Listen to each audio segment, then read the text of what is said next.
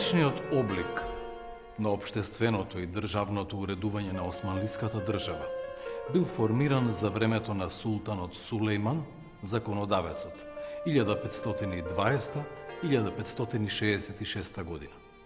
Во негово време, Османлиската империја била добро организирана, феудално-теократска држава, на чие чело стоел султанот со неограничена световна и верска власт. Всушност, Османлиската држава се градела врз селџучкото наследство, како и врз искуството на другите исламски држави на Блискиот и Средниот Исток. На Балканот, кон ова искуство влијаело и наследството на предосманлиските христијански држави, посебно во организирањето на османлиските институции, формирани на овие простори. На чело на оваа теократска држава стоел султанот како врховен владател, кој за своите постапки одговарал само пред пророкот Мухамед и пред единствениот Бог Аллах. Тој имал на располагање моќна војска и сложен административен апарат, со кој ја контролирал етнички и верски разнородната држава и бил врвна инстанца во решавањето на сите важни воено-политички прашања во државата. Султанскиот сарај во Истанбул, Топкапи сарај, бил центарот од каде се водела целата внатрешна и надворешна политика на државата. Тука се подготвувале и кадрите за високите државни функции од редовите на султановите робови. Тој робски систем, така наречен кул систем, кој нема врска со институцијата робство од античкото време, на султанот му овозможувал да се обкружи со верни и лојални луѓе, преку кои ја спроведувал својата апсолутна власт. Крупни феудалци имало многу малку, кои биле без посериозно влијание, а најголем дел од феудалците биле спахиите врзани за султанот преку своите имоти. Извршната власт во Османлиската империја била строго дефинирана. Управно-политичките и воените работи ги извршувал големиот везир, со уште 4 везири. Правните работи ги воделе кадијаскерите, румелиски и анадолиски. Финансиските работи, дефтердарите, а административните, нишанџијата. Големиот везир бил најзначајниот помошник и советник на султанот. Бројот на везирите се зголемил на 4 во 16-тиот век, кога и државата значително се проширила. Најважните одлуки биле носени на седниците на Султанскиот совет, така наречен Султански диван, на кој освен султанот присуствувале и сите горе наброени највисоки државни функционери. Во 16-тиот век, во составот на диванот, биле вклучени и двајца воени старешини, агата на јаничарскиот корпус и капудан пашата, односно командантот на морнарицата. Султанот лично присуствувал на седниците на диванот се до крајот на владењето на султанот Мехмет Освојувачот, 1451-1481 година. Потоа тој присуствувал на овие седници само во исклучителни ситуации. Иако имал можност да ја следи неговата работа преку специјално за тоа отворено прозорче, наречено опасно, кое гледало во просторијата на диванот. На ова највисоко тело можело да му се обрати секој поданик во империјата, без разлика на верската и класната припадност. Во текот на 1654 година, големиот везир се здобил со официјална резиденција и кабинет, кои подоцна станале познати како Баб и Али, односно Висока порта. Од тој момент натаму, овој кабинет бил вистинскиот центар на османлиската управа, а големиот везир нејзин извршител. Од тогаш веќе немало редовни дивански совети, туку по потреба, главните воени, духовни и цивилни функционери се состанувале во Високата порта под председателство на големиот везир. Основата на османлискиот правен систем лежела во светиот шеријатски закон, обичајното исламско право, кој бил на сила на територијата на целата империја. Меѓутоа, овој закон во чија основа се наоѓал Куранот, не можел да одговори на сите потреби на сложеното и разнородно османлиско општество. Поради тоа, тој бил дополнуван со посебни световни законски акти наречени кануни, издавани од страна на султаните. Со тек на време, тие станале толку бројни што од нив биле правени посебни збирки кои важеле како легални закони. Тие две законски бази биле основите на кои почивал и преку кои функционирал правниот систем на османлиската држава. Во однос на службите, османлискиот правен систем бил хиерархиски организиран на чело со двајцата веќе споменати кадијаскери, румелискиот и Анадолскиот. Под нив се наоѓале кадиите од највисок ранг, кои биле стационирани во најголемите градови, вклучувајќи го и Истанбул. Потоа следувале кадиите од понизок ранг, а на најниското скалило од оваа низа биле кадиите кои службувале во седиштата на обичните кази, заедно со своите заменици наибите. Платите што ги добивале доаѓале од кадиските такси и од земјишните имоти, тимарите, што ги добивале од државата, односно султанот, за својата служба. Освен судската служба, кадиите имале други обврски. Тие ги надгледувале џамиите и вакафите, назначувале инструктори во училиштата и ја контролирале целата администрација во нивната каза. Тие исто така служеле и како супервизори на државните земји и на другите извори на приходи, вршеле контрола на броењето на стоката со цел да се оданочат. Ја формирале цената на некои прехранбени производи, го надгледувале собирањето на таксите и ги испитувале злоупотребите во врска со поседувањето на земјата. Друг важен елемент во османлискиот правен систем биле муфтиите, кои представувале посебна класа на толкувачи на исламското право. Муфтијата бил поврзан со секој градски кадија и по потреба го толкувал светиот закон за кадијата и за останатите одговорни владени службеници. По потреба тој можел да издаде така наречена фетва, легално правно мислење за одредено прашање. Своето образование го стекнувале во медресите, како и кадиите. Султанот Сулејман Величествениот 1520-1566 година го издигнал истанбулскиот муфтија во ранг на шејхул ислам, највисокиот верски авторитет во османлиското општество, кој со оглед на теократскиот карактер на тоа општество имал големо влијание во државниот правен систем. Покрај толкувањето на светиот закон, шејхул исламот извршувал и други должности поврзани со верата и образованието.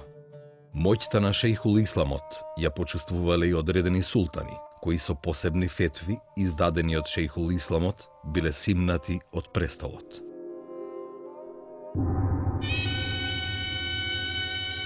Основната воена сила на Османлиската империја била копнената војска, која се делела на централна и ејалетска, провинциска.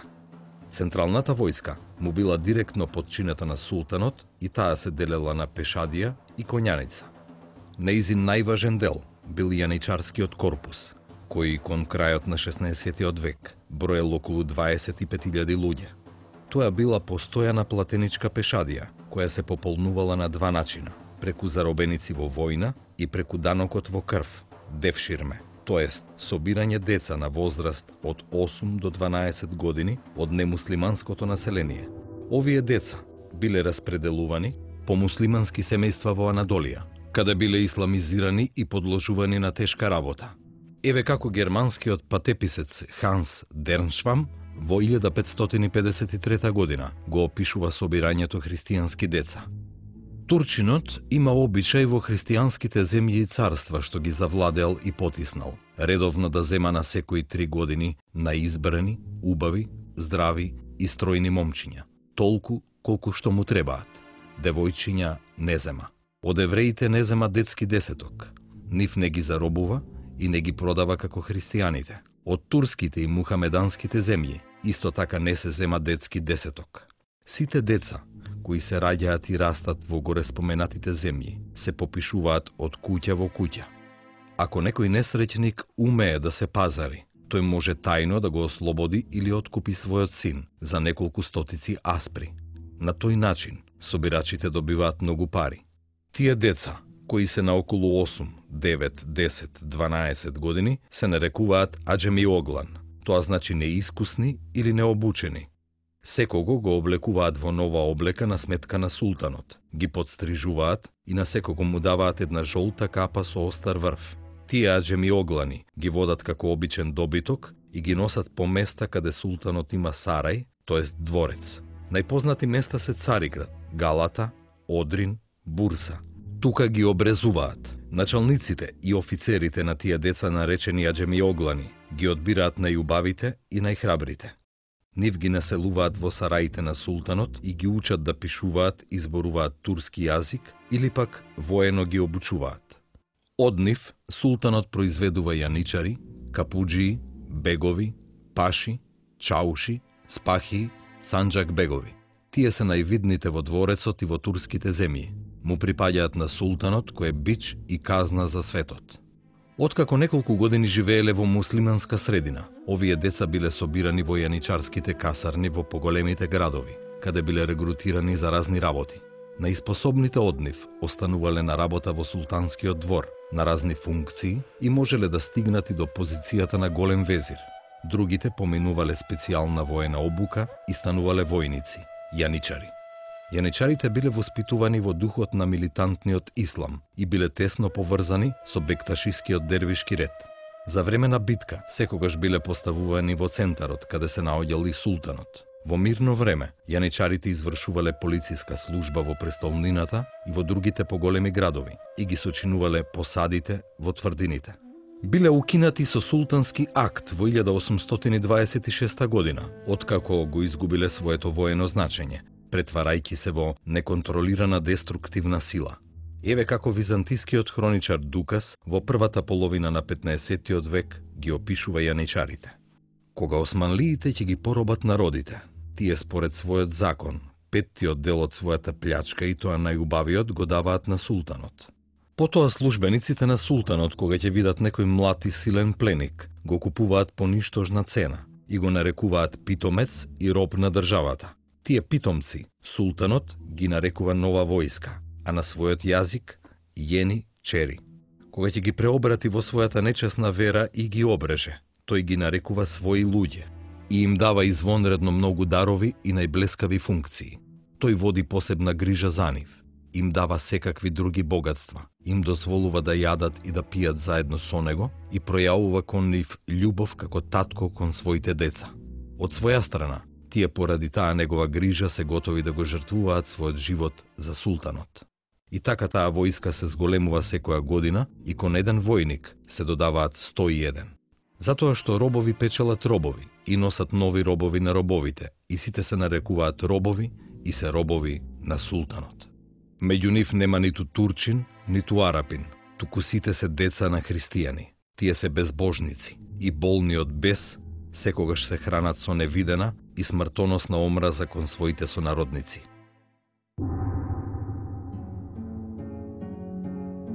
Провинциската војска ја сочинувале спахиите, коњаници, помошните трупи, пограничните трупи и посадите на тврдините. Спахиите во замена за воената служба уживале земјишни имоти, од чии приходи се издржувале тие самите, како и нивните помошници, кои заедно со нив оделе во воените походи. За време на Сулејман Величествениот во Румелија можеле да се соберат 80.000, а во Анадолија 50.000 спахии. Феудалните поседи дадени за извршување на воена служба се нарекувале тимари и зеамети, а секое неотповикување на воениот повик од султанот значило и губење на феудалниот посед. Во почетокот имало и христијани спахии кои поседувале тимари. Тоа биле всушност припадници на старата христијанска феудална класа, а припадноста кон таа класа бил главен критериум за добивање тимар. Во средината на 15-тиот век, во Прилепската и Кичевската нахија, во рацете на христијаните имало 27 тимари и 1 зеамет, а во 1466-67 година во Дебарската област бројот на христијанските тимари изнесувал 18. Зеаметот, кој го држал Ѓерк Степан, субашија на Кичево, покрај градот Кичево, во себе вклучувал и 29 села, 23 мезри и 1 манастир и носел годишен приход од 50.200 акчиња. Со текот на времето, бројот на христијаните спахии бил во постојано опаѓање и веќе во 16-тиот век тие речиси целосно исчезнале. Нивното исчезнување најчесто се должело на прифаќањето на исламот и претопување во муслиманската феудална класа или пак со губење на своите имоти, тие станувале раја. Освен христијани тимариоти, во почетокот во османлиската војска служеле и други христијани, и тоа како војнуци и мартолози.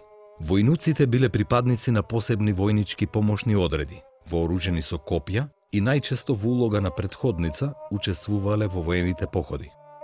Обичните војнуци и пониските војнучки старешини, легатори, биле христијани, додека повисокиот старешински кадар им припаѓал на муслиманите. Слични на војнуците, биле јуруците, кои биле групирани во посебни воени единици наречени оџаци.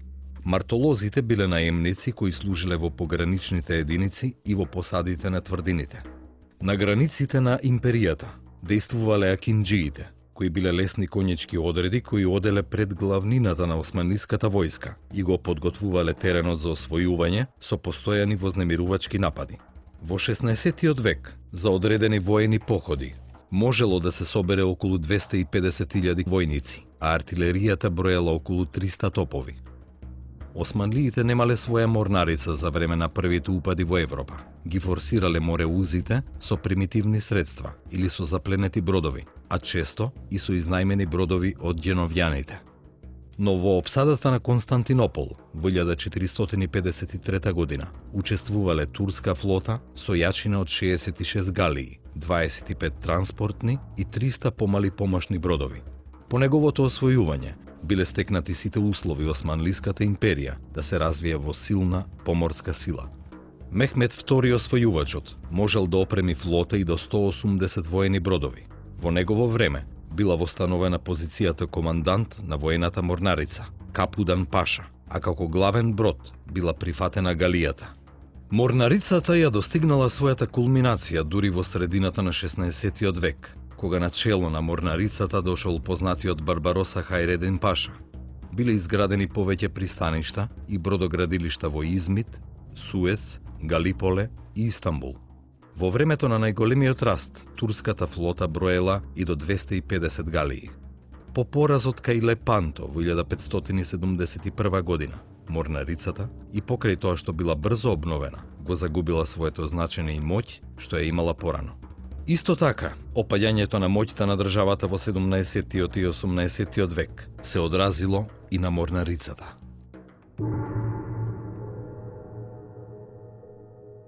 Поданиците на османлиската држава, во поглед на својата општествена позиција, генерално биле поделени на две класи: војничка класа, тоест аскер, и обични поданици, односно раја. Припадниците на аскерот или војската ги опфаќала сите припадници на вооружените сили, но и лицата што се наоѓале на повисоки административни и верски позиции, односно верската, образовната и административната елита, кои биле нарекувани луѓе од перо.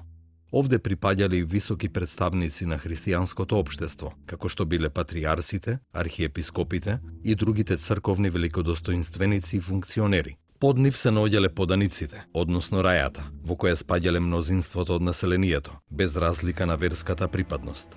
Припадниците на оваа група, и муслиманите и немуслиманите, плаќале даноци и биле подложени на разни ограничувања во однос на начинот на живеењето.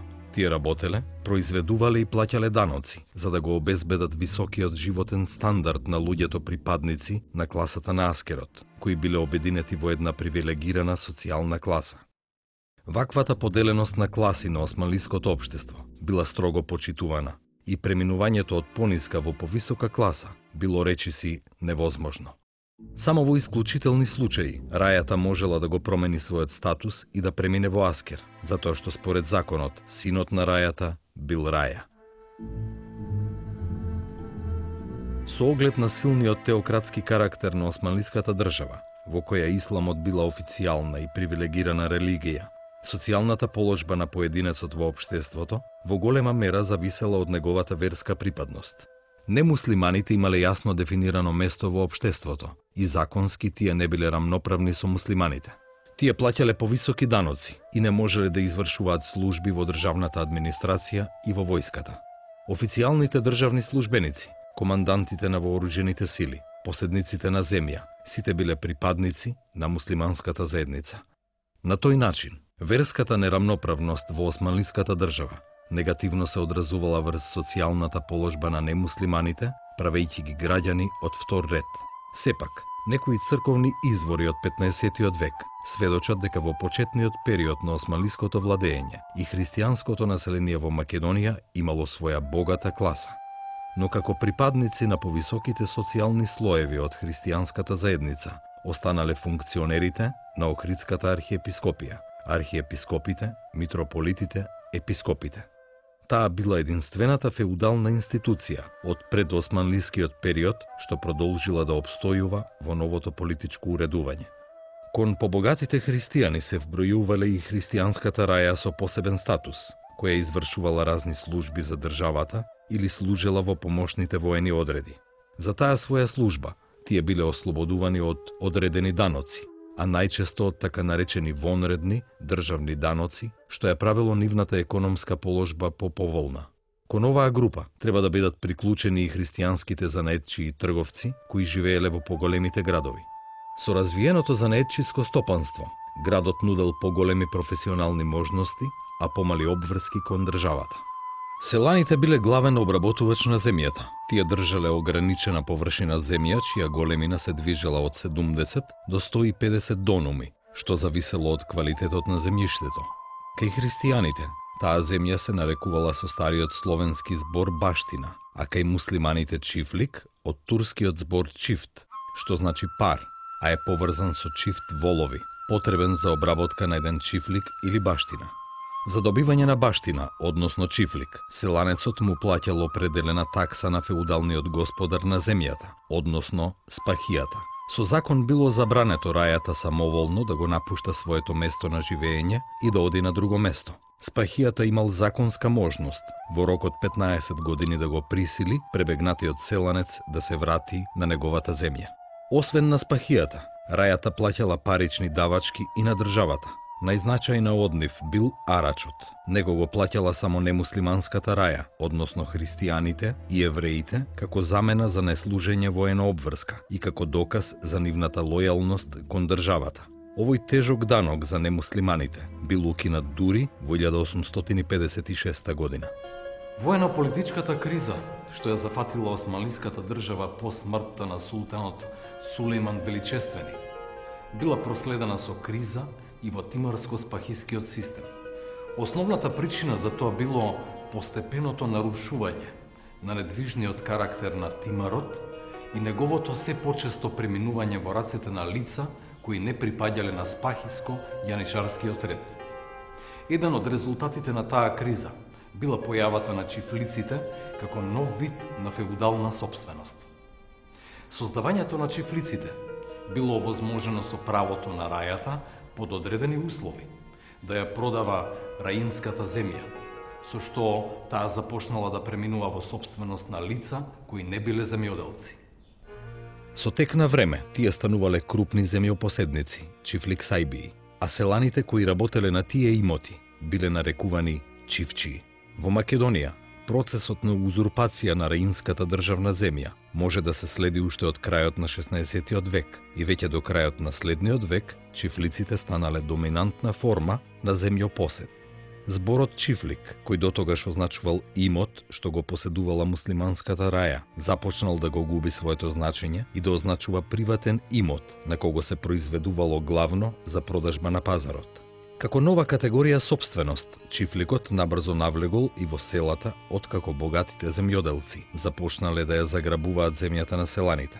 Останати без земја, селаните барале работа и социјална заштита, како наемници на новите чифлици.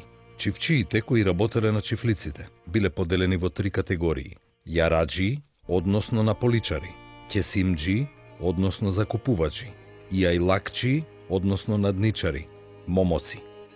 Во Македонија биле создадени бројни така наречени чифлички села, кои постоеле се до крајот на османлиската доминација.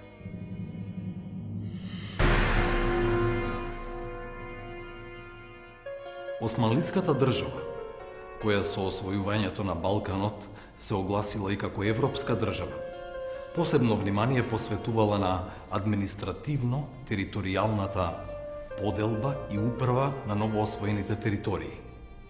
Кога османлиските владења се зацврстиле на Балканот, бил создаден румелискиот Беглер-Беглук, кој ги опфатил сите освоени територии на европско тло. Седиштето на оваа најголема управно-политичка единица најпрво била во Едрене, а потоа во Софија, а од 1820 година во Битола. Пандан на овој прв Беглер-Беглук на Балканот бил Анадолскиот Беглер-Беглук на азиска територија. Овие управно-административни единици биле поделени на санџаци кои пак биле составени од уште помали управни единици, така наречени кази. Начело на санџаците стоеле Санџак бегови, а казите биле судско-територијални единици, на чија територија се протегале ингеренциите на еден кадија. Најмали управни единици, на кои биле поделени казите, биле така наречени нахии. Нахијата на Балканот многу често одговарала на предосманлиската жупа, чија територија останувала иста, но сега со ново име – Нахија. Ваквата административно-територијална поделба на османлиската држава, со известни промени во називите, останала се до крајот на нејзиното постоење и играла важна улога во успешното функционирање и контролата на централната врз локалната власт. Македонија, во поглед на административната припадност, постојано била дел од румелискиот Беглер-Беглук, а нејзината територија влегувала во состав на повеќе санџаци.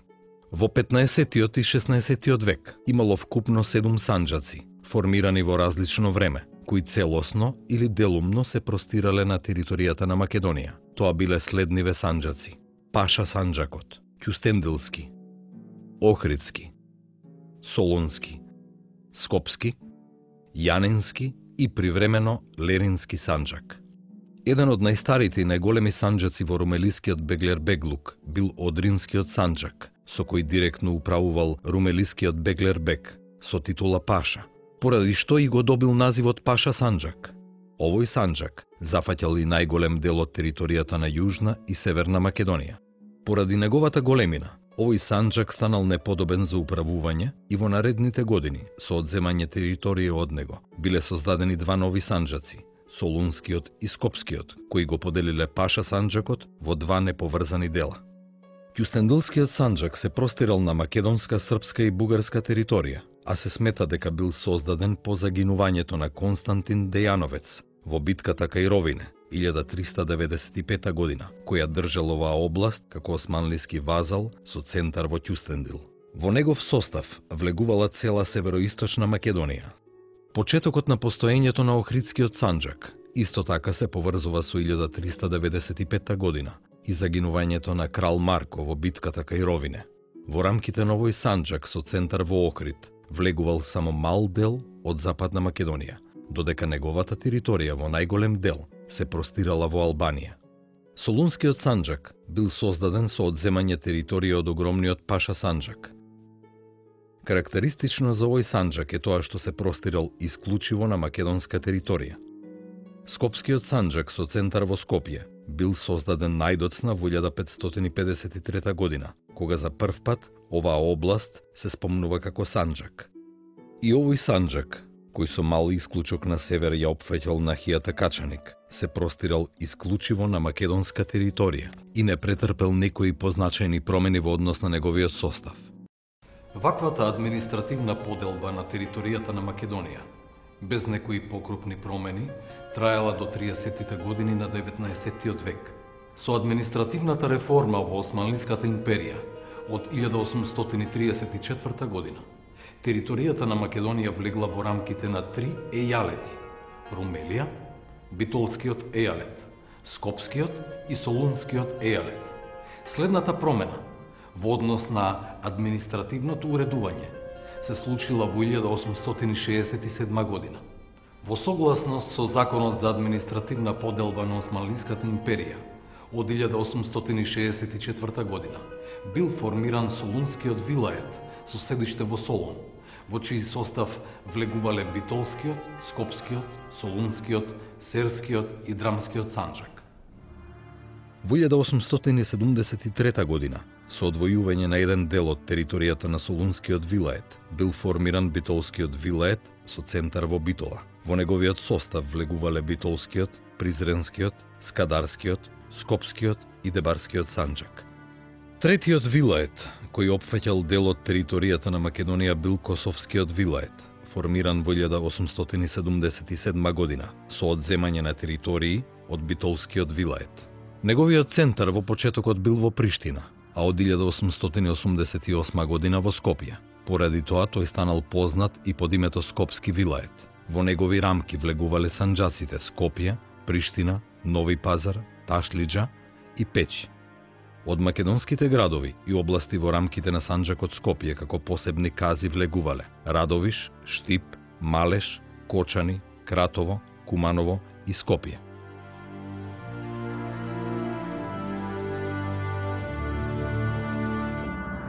И покрај тоа што овие вилаети имале своји официјални административни имиња, со оглед на тоа што во најголем дел се простирале на македонска територија, многу бргу во јавноста станале познати под името македонски вилаети. Имено, европската интелигенција и политичка јавност, како и интелигенцијата во балканските држави и пред формирањето на трите вилаети, многу добро знаеле за историјата на Македонија и за нејзините граници поврзани пред се со нејзиното античко минато.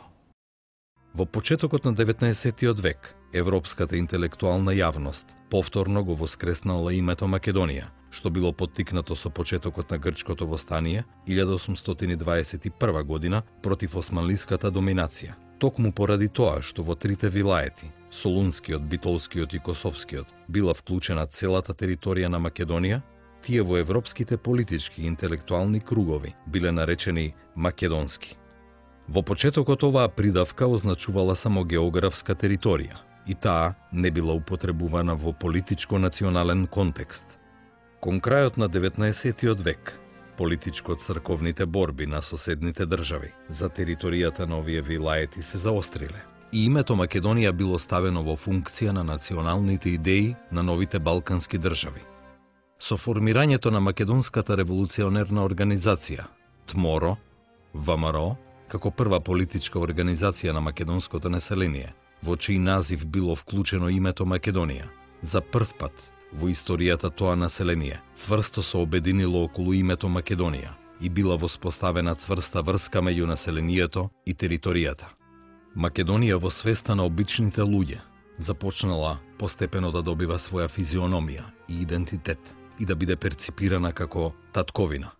Длабоко конспиративната и силно расширена мрежа на ВМРО го донела името Македонија во најоддалечените и најнепристапните населени места.